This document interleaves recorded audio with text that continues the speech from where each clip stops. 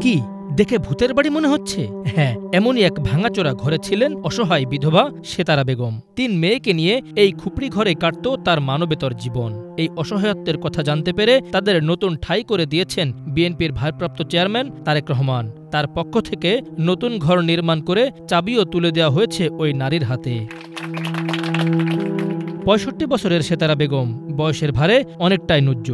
শরীরে বাসা বেঁধেছে নানা রোগ, আয়ের নেই কোনো পথ, ডান হাতটিও ভাঙা। মাথা গোজার একমাত্র ঠাঁই একটি খুপড়ি ঘর। সংস্কারের অভাবে সেটাও ভেঙে যাওয়ার উপক্রম হয়েছিল। শঙ্কার আতঙ্কে কাটত দিন। তবে সেই শঙ্কা থেকে স্বস্তি ফিরে পেয়েছেন বয়োবৃদ্ধ সেতারা। পিরোজপুরের মঠবাড়িয়া উপজেলার উত্তর মাছোয়ার প্রত্যন্ত গ্রামের সেতারা বেগম স্বামী হারান ২০১৩ সালে। অসহায় বিধবাকে তারেক রহমানের পক্ষে ঘর নির্মাণ করে বৃহস্পতিবার চাবি তুলে দেন কেন্দ্রীয় যুবদলের সাবেক সহ আন্তর্জাতিক বিষয়ক সম্পাদক AR মামুন খান।